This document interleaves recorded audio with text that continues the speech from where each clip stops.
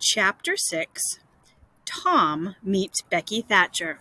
Monday morning, the day that began another week of school, found Tom miserable.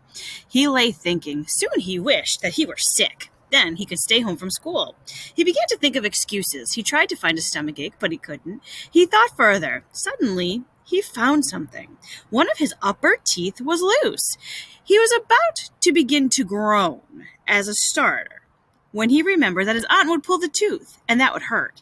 He decided to hold the tooth for the present.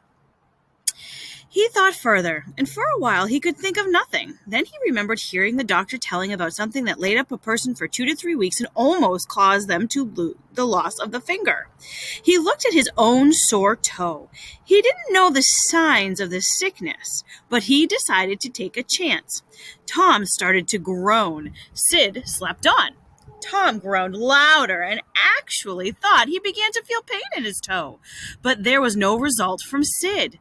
Tom was panting with his work by this time, and he took a rest and then gave several good groans. But Sid snored on.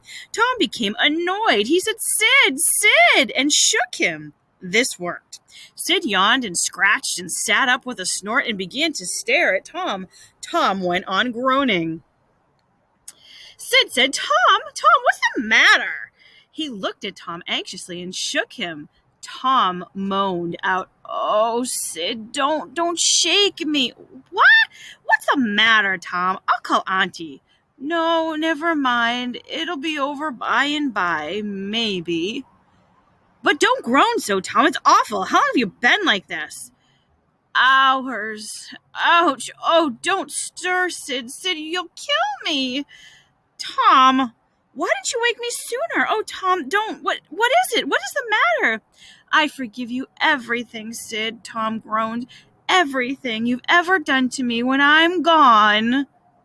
"Oh, Tom, you aren't dying. Don't, Tom. Oh, maybe." "I forgive everybody, Sid." Tom groaned again. "Tell him so, Sid. And Sid, you give my window sash and my one-eyed cat to that new girl that comes to town, and tell her." But Sid had snatched his clothes and gone for help. Tom was suffering really now, so well that he didn't mind working. His groans had a real sound. Sid downstairs said, "Oh, Aunt Polly, come, Tom is dying." "Dying?" "Yes'm, don't wait, come quick." "Rubbish. I don't believe it." But she fled upstairs, and Sid and Mary at her heels. Her face grew white, too, when she reached the bedside. She gasped, "Oh, Tom, what's the matter with you?" "Oh, Auntie, What's the matter with you? What is it, child?" "Oh, Auntie, my sore toe is dead." Aunt Polly sank into a chair, half laughing, half crying. Then she said, "Tom, what a scare you gave me. Now, Tom, you have to stop this and get out of bed." The groan stopped and the pain vanished from his toe. Tom felt like a little foolish. He said, "Aunt Polly, it seemed dead and it hurt, so I never minded my tooth at all." "Your tooth?" "Indeed. What is the matter with your tooth?" "One of them's loose and it hurts perfectly awful." There, now, don't groan, open your mouth." "Well, your tooth is loose, but you're not going to die about that. Mary, get me my silk thread and a chunk of fire or coal out of the kitchen." Tom begged, "Oh, Auntie, please, don't pull out my tooth. It doesn't hurt anymore. I don't think I need to stay home from school. It's okay." "Oh, you don't, do ya? So all this was because you thought you were going to stay home from school and go fishing? Tom, I love you so, but you have seemed to try every way you can to break my old heart with your tricks." By this time, everything was ready for the dentist. She tied one end of the silk thread to Tom's tooth with a loop. The other she tied to the bedpost. Then she seized the coal or the chunk of fire and suddenly thrust it into the boy's face. The tooth was out. She didn't burn his face. Think about it. If someone's going to put coal near your face, you're going to pull back, and by pulling back, his tooth pops out. As Tom went to school, he was the envy of every boy he had met because of the gap in his tooth. Let him spit in a new and different way. Quite a crowd of boys followed him to see just how he could spit. Shortly on his way his way to school, Tom came upon Huckleberry Finn, the son of the town drunkard and the outcast like his father. Huckleberry didn't have to go to school or church. There was no one to make him go. He would sit up late as he pleased, and he always was the first to go barefoot in the spring and the last one to put on shoes in the fall. He never had to wash nor put on clean clothes. His clothes always cast off for men. His hat had a big chunk cut out of its brim. His coat, when he wore one, was always too big and hung nearly to his heels. One suspender held up his pants, which dragged because the legs were too long. Tom hailed him. "Hello, Huckleberry." "Hello yourself, and see how you like it." "What's that you got?" "Dead cat." "Let me see him, Huck." "My, that's pretty stiff. Where'd you get him?" "Bought him off a boy." "What did you give?" "A blue ticket and a bladder that I got from the butcher's house." "Where'd you get the blue ticket?" said Tom. "Ben Rogers 2 weeks ago for a hoop stick." "Say, what are dead cats good for, Huck?" "Good for? They cure warts." "No, is that so? I know something that's better." "I bet you don't." "What is it?" said Huck. "Why, spunk water." "Spunk water? I wouldn't give a darn about spunk water." Huck could swear wonderfully. "You wouldn't, would ya? Did you ever try it?" "No, but Bob Tanner did." "Shucks! Tell me how Bob Tanner did it, Huck."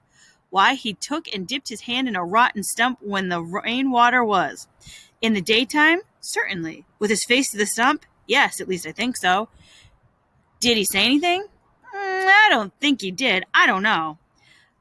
Talk about trying to cure warts with spunk water is such a way as that. You've got to do it right. You got to go all by yourself to the middle of the woods where you know there is spunk water, and just at midnight you back up against the stump and jam your hand in and say, barley corn, Indian meal short, spunk water, swallow these warts. And then walk away quickly, 11 steps with your eyes closed, and then turn around 3 times and walk home without speaking to anybody. If you speak, the charm's broken." "Well, that sounds like a good way, but that's not the way Bob Tanner did it." "No, sir, you can bet he didn't. He's got more warts than any other boy in town." "I've take thousands of warts off from my hand that way, Huck. I play with toads all the time. So much I've always got lots of warts. Sometimes I take 'em off with a bean," said Tom. "Yeah, beans are good. I've done that." "Have you? What's your way?" "I split the bean and cut the wart to get some blood. Then I put the blood on one piece of the bean and bury the bean in the middle of the night at the crossroads in the dark of moon. Then I burn up the rest of the bean.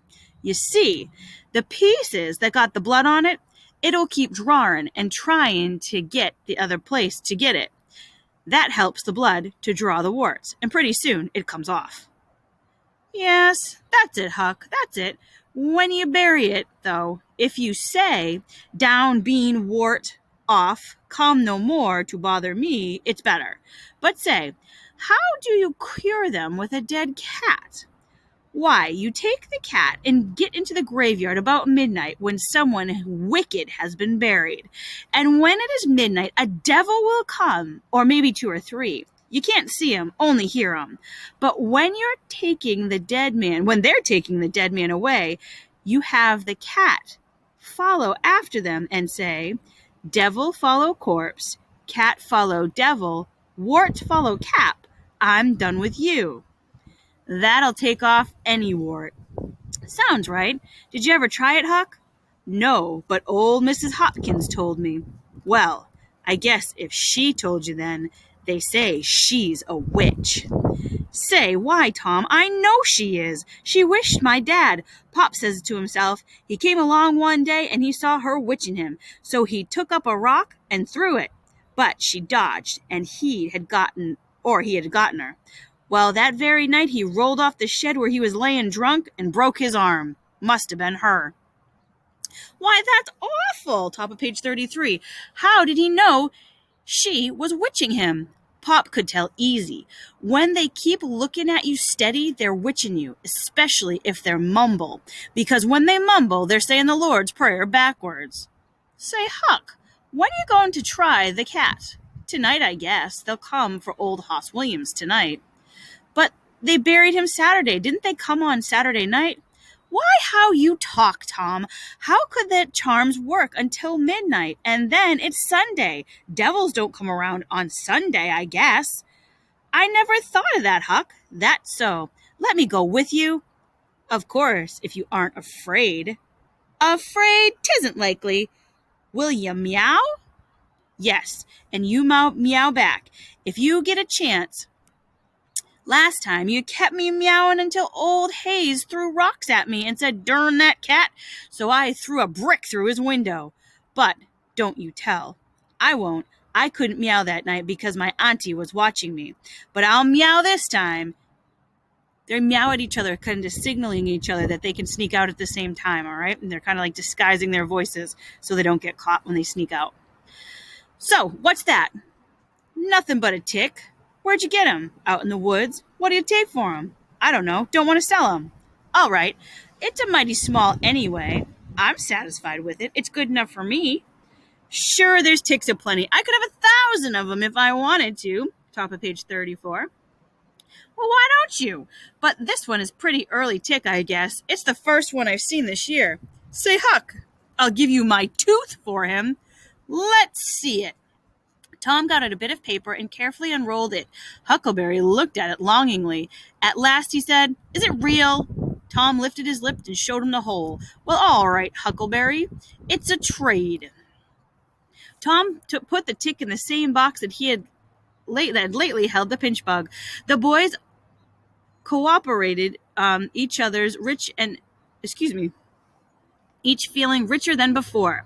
When Tom reached the schoolhouse, he walked in with a manner of one who had come as fast as he could, and he hung his hat on the peg and flung himself into his seat. But the teacher called out, "Thomas Sawyer!" Tom knew when his name was called in full, it meant trouble. He answered, "Sir?" "Come here now, sir. Why are you late again as usual?" Tom was about to lie when he saw the new girl with the 2 long tails of yellow hair hanging down her back that he knew by the electric feeling of love, and next to her the only empty seat on the girl's side of the school. He said at once, "I stopped to talk to Huckleberry Finn." The teacher stared. The studying stopped. The pupils watched as if Tom had lost his mind. The teacher said, You did what?"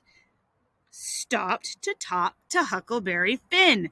Thomas Sawyer, this is the most shocking thing I've ever listened to. Take off your jacket."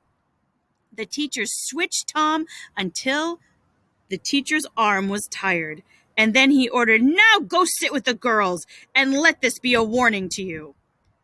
The laughs that went around the room seemed to upset Tom, but what upset him most was the chance to be close to the girl of his dreams. He sat down next to her, but she slid away from him with a toss of her head. Nudged winks and whispers went through the room, but Tom sat still and seemed to study his book. By and by, the others stopped watching Tom, and the usual school murmur rose once again. Presently, the boys began to steal secret glances at the girl. She saw them, made a face at him, and turned her back for the space of a minute. When she carefully faced around again, a peach lay before her. She pushed it away. Tom gently put it back. She pushed it away again, but with less hatred. Tom returned it. Then she let it remain. Tom wrote on the slate, "Please take it. I got more." The girl grimaced at the words, but made no sign. Tom began to draw on his slate, hiding his work with his left hand. For a time, the girl wouldn't look at it, but curiosity began to show itself, and the boy worked on as if he weren't thinking of her at all. At last, she gave in and whispered, "Let me see it." Tom partly uncovered a drawing of a house with 2 roofs and some smoke coming from the chimney. Then the girl became interested, and she forgot everything else. When the picture was finished, she looked a moment and whispered, "It's nice. Make a man." The artist erected a man in the front yard that could have stepped over the house, but she was satisfied with the monster and whispered, "It's a beautiful man. Now make a picture of me coming along." Tom drew some curves with a full moon and straws limbs to it. He put a big fan in the fingers.